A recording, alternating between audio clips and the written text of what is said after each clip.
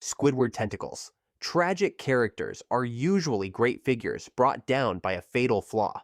Pride, fear, jealousy, ambition, ending in an inevitable catastrophe that inspires pity. Squidward, on the other hand, he's just sad. As a kid, Squidward seemed like an annoying prude who hated fun. As a rather unsuccessful adult, though, I feel him on another level. In SpongeBob SquarePants, Squidward dreams of being a respected artist and musician, but instead, he works a dead-end job at the register at the Krusty Krab, stuck between an exploitative boss and an endlessly, annoyingly cheerful neighbor. His clarinet playing is terrible, his art is ignored, and when he manages to escape Bikini Bottom to live with other squids, he realizes that he is just another brick in the wall. So he stays employed at the Krusty Krab. Part of it is money. When Squidward quits, he quickly ends up broke. Part of it is fear. As long as he works a miserable job, he can blame that for why he never became great. Leaving might prove the truth, that he is a failure because he has no talent. And part of it is loneliness. He claims to hate SpongeBob, but beneath the irritation, SpongeBob is the closest thing he has to a friend. Which is also quite sad. Squidward is a mollusk with failed dreams, bills to pay, and just enough comfort to never change. Does it remind you of someone? John the Savage. John the Savage is all alone in this brave new world, written by Aldous Huxley. John is not like everyone else. He wasn't born from a tube, but he had a real human mother. He has actually read a book. Shakespeare lives in his mind, and God lives in his heart and soul. The rest of the world has left all that behind. John is the illicit son of a stranded woman from the New World. He is raised on the Savage Reservation, where people still marry, pray, suffer, and grow old. But even there, he never belongs. The villagers mock his mother as a whore, and him as a miscolored bastard. John escapes into the only world he truly understands, Shakespeare and the Bible. His ideals of love, truth, and dignity come from poetry and Christianity. When he is brought to London, he finally sees the brave new world his mother came from and praised so greatly. At first, John is amazed, but the wonder quickly turns to horror. This world is run by a united world government, the world state, a global society where technology, conformity, promiscuity, and artificial happiness has replaced individuality, freedom, the belief in God, and emotional depth. The world state keeps its citizens docile with pleasure, consumerism, and the drug, soma. This is a society that has completely erased introspection, love, and close relationships. It's a world without hardship and without meaning, and the people love it. But John doesn't. He falls deeply in love with a woman, Lenina, and dreams of a Shakespearean undying love with her. But in her world, everybody belongs to everybody. Crashing with John's monogamous values, she is a strumpet to him, a whore. His horror and aversion to modern society makes him into a media sensation, treating him like a zoo animal. Eventually, John rebels, demanding the right to be unhappy. But his resistance is futile. The citizens of the world state, conditioned from birth to embrace their roles, are incapable of understanding his ideals. In the end, John retreats to an abandoned lighthouse, hoping to find solace in solitude and spiritual cleansing. However, his suffering draws immense crowds. Amused by his self-flagellation, they call for the whip. And when Lenina appears in the crowds, he turns the whip on her. He is then involuntarily swept into the orgy-porgy by the crowds. A soma-induced riot of mindless sex and violence. For one night, the savage is no longer a man. He is just another cog in the world state's collective machinery. The next morning, overwhelmed by guilt and despair, John hangs himself. The last human soul, unable to survive in a painless and soulless world. Severus Snape. Snape had a rough time at Hogwarts. He was bullied and humiliated by a school gang. But he was also, to be fair, kind of a twat. He's one of the most complex and divisive characters in the Harry Potter series, written by J.K. Rowling. He is either a tragic hero or a miserable creep who never got over his high school crush, depending on who you ask. Snape grew up in a loveless home with the one bright spot being his neighbor Lily, the only person who ever treated him like he had value. He loved her dearly, but their paths drifted at Hogwarts, and Lily ended up with James Potter, the sports jock, Snape's worst bully, his rival. And Snape drifted into darker company, joined the Death Eaters, and made the mistake that defined the rest of his life. He passed along the prophecy that led Voldemort to Lily and James. Lily died because of him. What followed was decades of penance with no reward. He spent decades as a double agent, quadruple even.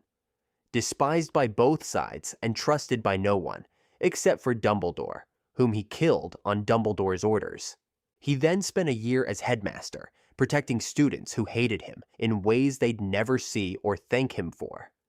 Was he awful to those students? Yes. Vindictive, cruel, and petty. Especially toward Harry, the boy who had James's face and Lily's eyes. A living, constant reminder of everything Snape had lost. Everything he hated and everything he had ruined. Some would call it love. A man doing what he could to pay tribute to his lost love's memory, because he cared about her, including helping her kid, even though the idea of helping his rival's kid revolted him. Some would say that Snape is a character with a classic incel mindset. James was the asshole Chad, and Snape was the overlooked beta male. And so he spends 6 years actively torturing Harry Potter and his friends, is therefore undeserving of the redemption he is given. In any case, Snape is painfully human, flawed, and deeply imperfect. Willy Loman. Willy Loman is a tragic fool, and his fate is spoiled right there in the title of Arthur Miller's stage play, Death of a Salesman. Willy is an aging, unsuccessful salesman, clinging to a belief that being well-liked is more important than hard work, being honest, or even happy. What makes Willy so painful to watch is that he spent a lifetime chasing the American dream, and he just cannot accept being ordinary. He insists that his name means something, that success is just around the corner, while reality proves otherwise. As his failures pile up, his mind begins to slip. The play becomes a blur of memories and fantasies because the present is too humiliating to face. This delusion poisoned his sons, Biff and Happy. Willy raised them to be hotshots, valuing personality over hard work, only to watch them become hollow, unsuccessful adults. In their final explosive argument, Biff literally screams at Willy, "I'm a dime of a dozen, and so are you." He's trying to liberate them both from the crushing weight of trying to be extraordinary. But Willy won't or can't listen.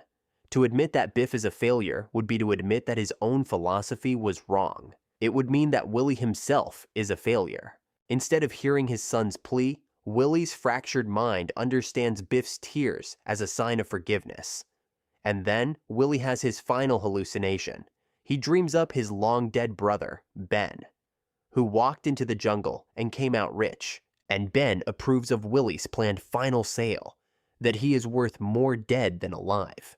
He has a $20,000 life insurance policy, and in his fractured logic, ending his life is the only way to finally provide for his family. And Biff would be thunderstruck by seeing how well attended Willy's funeral is, and Biff would use some of the money to start his own business.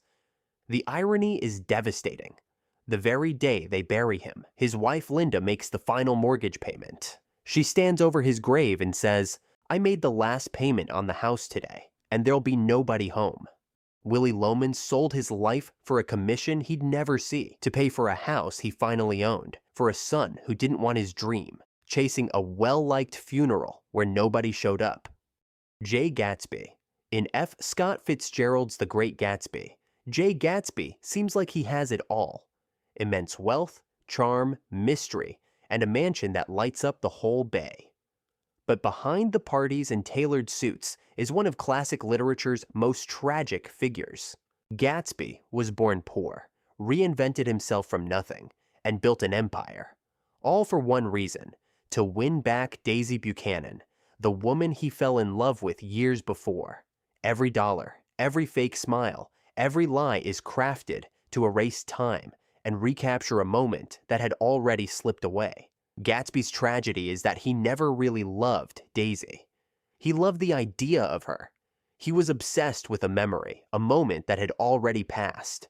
And when he finally gets close to it, he can't grasp it. Because it does not exist, not anymore. Clocks are everywhere in the novel, a constant reminder to the reader and to Gatsby that time passes and things change, whether you like it or not. And this chase for the past kills him. Daisy lets him take the fall for a crime she committed. And Gatsby dies alone in his pool, waiting for a phone call from her that never comes. And no one shows up to his funeral, except for his estranged father and the narrator. Gatsby's tragedy is chasing something that was never real, believing that with enough hope, enough wealth, and enough will, you can repeat the past. Pandora. Pandora and her box of evils is basically the Greek explanation for why the world is such a mess. But it's not as well known that Pandora as a human was created to fail, a divine setup by the gods. After Prometheus steals fire for humanity, Zeus wants revenge. Not just on Prometheus, but on mankind. So he ordered Hephaestus to mold the first woman from clay. And as we all know, women equals trouble. Anyways, the gods gift her qualities. Aphrodite gives her irresistible beauty. Hermes gives her a deceitful nature. And Zeus makes sure she has a restless, curious mind. Then, Pandora is delivered as a present to Prometheus's brother, Epimetheus. He is the guy who created all the animals, but also the guy who is known as the father of excuses. Prometheus had told his brother never to accept a gift from Zeus, but Pandora's beauty made him forget about that warning. How could something so beautiful be harmful? Along with her comes another gift, a sealed storage jar, the Pythos, a huge container you'd store grain in, and they're told not to open it. But Pandora was literally designed to open it. So she does, and outpours the human suffering that has plagued us ever since. Toil, sickness, misery, death, and all the other goodies. Pandora manages to plug the jar, and in the process, she traps the one thing remaining, hope, or, depending on how cynical you want to be, false hope. The thing that keeps people going, or the thing that keeps them suffering longer. Either way, Pandora's tragedy is that she becomes the fall girl, blamed forever for a disaster the gods engineered, a pawn in a cosmic grudge she never had a chance to win. Wallace. Where's Wallace at? Where's the boy string? D'Angelo's question hangs in the air in the cult series, The Wire, and you, the viewer, already know the answer. Wallace, played by a young Michael B. Jordan, is one of the show's most tragic figures, because unlike the others, he is still clearly just a kid, pretending to be a gangster. At 16, he works as a low-level dealer for the Barksdale crime organization, with his friends Bodie, Poot, and D'Angelo. Wallace isn't particularly smart, but his heart is in the right place. He looks after a group of younger children in a rundown apartment, making sure they eat and go to school. In another life, he might have been a decent older brother or a normal student. But in West Baltimore, the drug trade is all there is for him, and Wallace cannot live with what he sees. After alerting his fellow gangsters about the whereabouts of the local stick-up man's boyfriend, Wallace is haunted by the torture and murder that follow. Others survive by becoming harder. Wallace cannot. He wants out of the game. He wants to go back to school, but he turns to drugs, numbing himself instead. And Wallace's guilt makes him cooperate with the police. Unfortunately, his fellow gangsters notice this and mark him as a liability. His friends briefly sends him to the countryside to hide him, but he quickly comes back to Baltimore because it is the only world he knows. That decision seals his fate. In the end, Wallace is lured in and killed by Bodie and Poot, his own friends. He dies crying and begging for his life.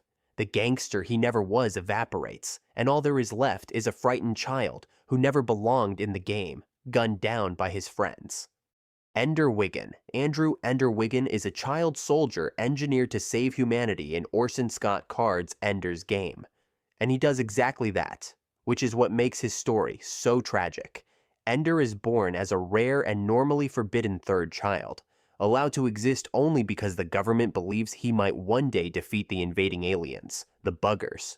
From the beginning, Ender is chosen because he combines two powerful traits, each embodied by his siblings. His brother is a ruthless and violent sociopath, and his sister is the embodiment of empathy. Ender is capable of both, the perfect combination for a general who can understand the enemy well enough to destroy them. At battle school, he is isolated on purpose. Teachers push the other children to hate him, and every success brings even harsher tests. Ender learns to win by ending conflicts permanently. First against a school bully, then against a rival cadet. Only later does he learn that both boys died from the injuries he inflicted, a foreshadowing of what is to come. By the time he reaches command school, Ender is exhausted and depressed, but still obedient. He believes he is fighting training simulations, and for his final test, Ender sacrifices his fleet to fire a weapon that destroys the Bugger homeworld. Only then is he told the truth. The simulations were real battles. The alien species is gone. A child has carried out a xenocide because adults manipulated him into doing it. What makes it worse is that the war itself was built on a misunderstanding. The Buggers attacked Earth at first believing humans were not sentient, and once they realized their mistake, they never returned. While humanity celebrates him as a hero, Ender spends the rest of his life trying to atone for a crime he never meant to commit, searching for a new home for the last surviving Bugger Queen. Okay, so that was part 4. Let me know in the comments which character you think has the most tragic story and why. Thanks for watching. Cheers.